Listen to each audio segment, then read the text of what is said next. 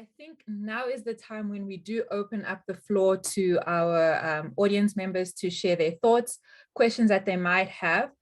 For clarity's sake, if I do not see a question directed to a particular member of the team or of the panel, sorry, I will ask you to actually step up and speak. So I will unmute you and allow you to speak. But due to Dr. Pogge's work commitment, he will have to leave us sometime soon. I would like to direct one question to him if he is able to answer us at this time. Dr. Pogge, I would like to know what's the best way to connect top-down, which is global, and bottom-up local measures to transform food systems and narrow the widening poverty and inequality gaps? What do you think would be the best way to do this? So I think this is a pretty complex question, actually. So I think there are three different components that come in here. The first component is the purchasing power of individuals. So as I tried to show, the food problems we have in the world are not predominantly local crises of violence, of natural disasters, or so on. What it is everyday plain vanilla poverty. People are very poor. And the income distribution, the global income distribution, is frankly absurd. It is just bizarre that in a world where the average income is $55 in purchasing power, we have half the people living on much less than a tenth of that. The second component is the gap between the supplier prices and the prices that consumers face. So high prices for foodstuffs have a good thing, namely people produce. It gives farmers an incentive, and many people who are farmers are actually themselves among the poor. So it's good for them that their produce fetches a high price. But of course, a high price has the disadvantage that consumers have to pay more, and many consumers, as I said, don't have enough money to buy nutritious food. And here, what we should work on is the gap. Very often, there is a huge gap between what the farmers are paid, which is here, and what the consumers are paying for the food. And that gap is all sorts of middlemen and corruption and taxes and all the rest of it, which can lead to a very large part of the consumer prices not going to the people who actually supply the food. The third thing, which is also closely related to poverty, is education. So people need to know more about nutrition so that they know what foods to buy and can make informed decisions about the nutrient value of the food on the one hand and the cost of these various food items on the other. So even people who can afford an adequate diet, who have the $3.50 that they need to buy an adequate diet, often they don't know what the right food to buy is for themselves and for their families. And so here, education, I think, would be very helpful.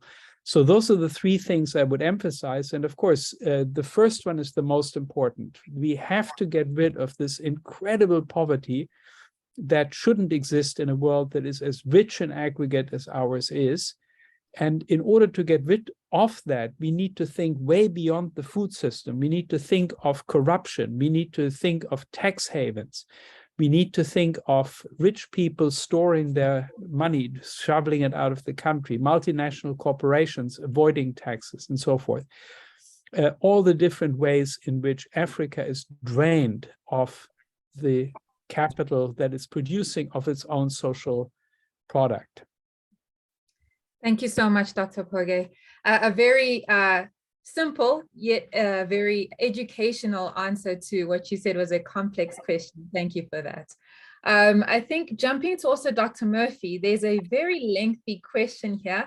I'm going to try and see if I can just bring it down to 2 sentences where they're talking about food security from a human rights-based approach. There, I think John Sauti asked, how can we convince policymakers that food is a right, with a note that many African countries have weak financial muscles? And taking into account that many governments avoid expanding the Bill of Rights because of the argument that fulfilling ESCR is expensive on the part of government, how else can we ensure that governments incorporate the principle of progressive realization of human rights? I hope that isn't too lengthy. No, I think it's a really important question. I think one of the things to say is it's not in any way properly, fulfilled as a human right, but governments understand that if they don't ensure some level of food security in a country, they face riots, they face political instability, they face a lot of conflict. So there's a kind of, I don't love realpolitik, but there's a realpolitik to the fact that governments cannot just say, I wash my hands of this problem, sort yourselves out. They don't. You don't govern a country unless in some way, there are many exceptions. We know how men and women in the same household will have different, food security outcomes, and across a country, many populations might be excluded, but you can't run a country that is starving. So the government sort of knows, and then different governments find ways they can use, fear and suppression to kind of keep political dissent out. They can do various very unhuman right-like things in order to keep people quiescent with hunger. Hunger is very prevalent in big countries like India, which are, democracies, and yet they manage to kind of keep a level of quiescence around food insecurity. But I think we start with the fact that governments know somewhere that they need to do something about this. And then you start with it also being a system. So we've had some amazing presentations today, investing in the science and knowledge about what food can provide us, investing in the social protection programs, which we've seen how effective they can be. They make a real material difference. And then informing that from the human rights perspective is a way of building up the political voice you need in order to ensure that people's rights are respected. And I think a lot can happen. The legal formalities are also important, but a lot can happen thinking about the right to food and acting with food as a right, even as you continue the conversation. Now, I live in the United States. The US government does not recognize any of the economic, social, and cultural rights. They've not signed that covenant. That doesn't mean that there's no effort here. There's widespread hunger, food insecurity, but it's not that there's no effort, and it's not that there aren't a lot of programs that you can engage with. So I think it's as actors, as non-government actors, we also should be holding the rights perspective close to our heart, and assuming that, that this should be a right, and we should be taking action and advocating against the policies that curb our rights, and for government policy, whether or not it's explicit, that goes towards protecting our right to food in the public policy realm. So, thank you so much, Dr. Murphy, for that. This will be directed to, I guess, anyone who's able to answer on the panel. From Jackson Walia, I hope I'm saying this correctly. Jackson Walia has said that, there's been so many webinars, talks, chats around solving the food security crisis in Africa. And his question is, are we really solving the solution as organizations, or merely talking about them for the sake of knowledge? So in terms of us as people on this panel, what would our thoughts be towards the active solutions? And I'd be interested to hear the current trends that are taking place in your own backyard. So in the countries that you're from, what have you seen, and what have many of the government organizations or I guess NGOs, if I can say, have done to assist or alleviate a lot of the food security crisis that you find within these regions?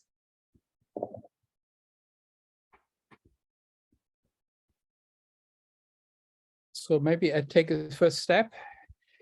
I think that we all here on this panel, we certainly do this work with practical intent.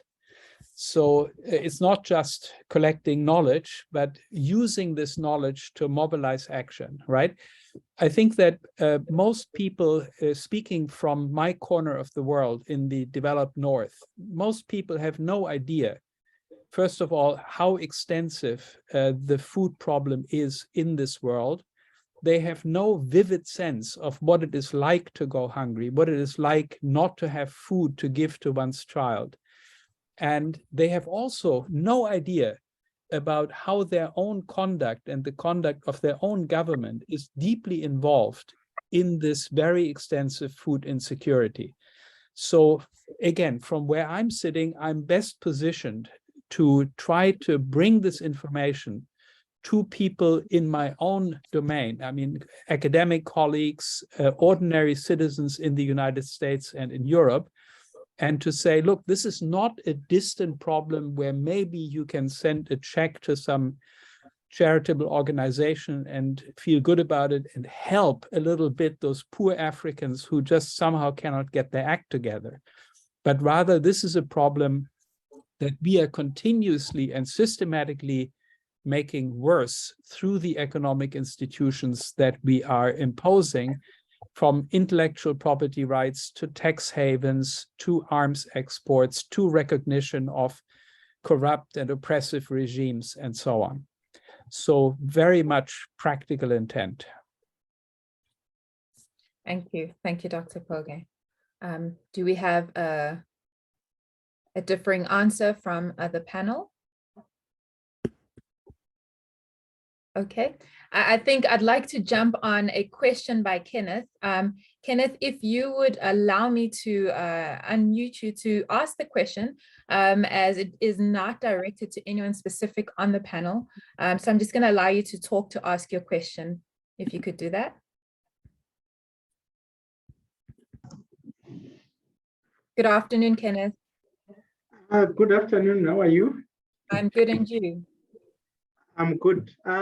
Yeah, the question was I was going to our colleague from, I think, Zambia. I'm not sure if he's still back, but then I just wanted to, because when he was just presenting the IPC results in terms of food insecurity, I just wanted him to maybe give a comment in terms of then how do we attribute, the impact of COVID that seemed to have increased the number of the food insecurity households, especially when you compare with a normal situation where, there is no impact of COVID. So why I was asking is then to say, okay, in the event that we have such scenarios where there are global shocks, how vulnerable are our systems, to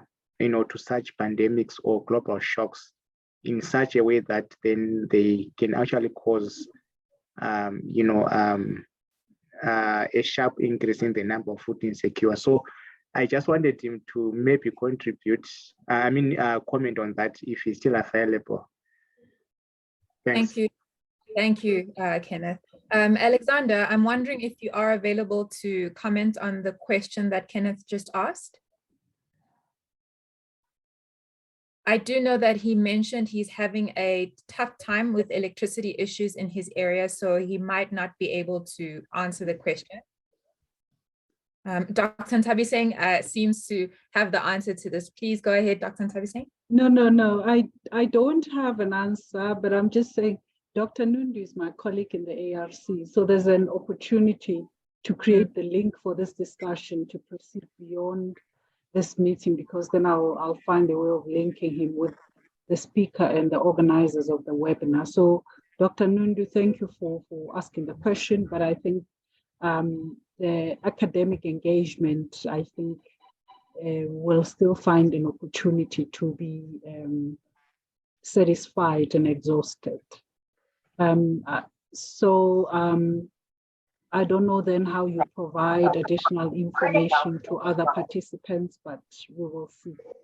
I'll just leave that to the organizers, but I think there's an opportunity for a link because I know him, he's in the same building as me. Hello, how are you? Thank you, Dr. Ntabiseng. I think just to kind of also move on, because I'd love to hear from the other speakers as well, specifically you, Dr. Ntabiseng, who I have a question for you, if you would be so kind as to answer. How do existing food systems in Africa undermine food utilization and dietary diversity aspects, in your opinion?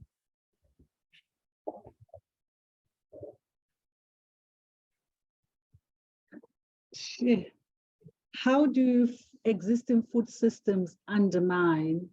And I think I don't think they necessarily undermine, but how can they be empowered to attain? And I think that is the whole intent of what we're doing here. We're trying to bring an empowerment element. How do we bring our efforts together so that it is not just webinar after webinar and with no impact on the ground? So a system-based approach, I think, as it has been indicated, that these are systematic problems. So we need, obviously, adaptive solutions, but in a systematic approach. So the other, because I come from the R&D space, and I believe that knowledge generation is always important for driving knowledge-based decisions and policies. And the one question that has been asked here was, how can we pool our R&D resources together so that we solve our wicked and terrible problems with greater impact instead of having impact in certain corners of the province, not the province, the continent. And I think if we can align ourselves with the AU programs and promote the adoption of these programs at our local levels and empowerment of citizens. And I like the way that our colleagues from the Global North are talking about their own contribution to empowering their own counterparts in their own local spaces, to create that understanding that everyone has to understand what their contribution is, whether knowingly or not knowingly. So how do we empower each other? And I think that is the opportunity of, so the citizen science movement probably has to be much more strengthened within the research paradigm to ensure that citizens are not just consumers of this knowledge and information that empowers them, but they are also co-creators and producers of knowledge, and they are brought into the mainstream. And I think multidisciplinarity becomes a key role, where we cannot say the scientists alone will bring the solutions. It has to be everybody in a system approach. So from where I'm standing, this is how I see us working together to try and develop the solutions. Thank you. Thank you so much, Dr. Motete. Such you dropped a number of gems, if I can say, there, from empowerment and not just, leaving, or I guess adding agency to the producers and including them in these adaptive solutions that everybody is mentioning or talking about. We have a few more minutes for one more question, and I think, Kevin Ouko, we'd love to hear from you. And there's one question from Dixon Otieno, who is asking, would you share any insights on why alternative food initiatives such as agroecology might not be top on African governments' public policy priorities? Are the discourses at COP27 and declarations enough? Okay, thank you so much, Vicky, and thank you, Dixon, for that question. So the issue of agroecology not coming out clearly in at COP27, it's been a priority, because if you remember, during the COP27, there was this Coronovia joint work on agriculture, the KGWA, which was a landmark decision under UNFCCC.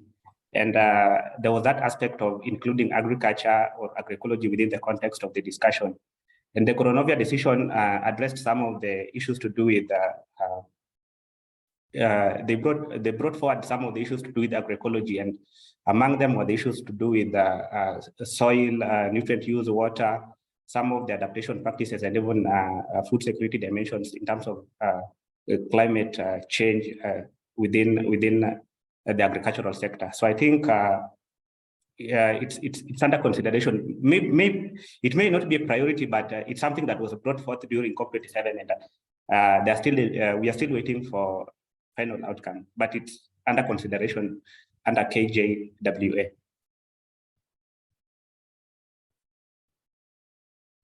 Thank you. Sorry, I think I'm also having some internet issues. There's a storm coming this side, but thank you so much, Kevin, for that.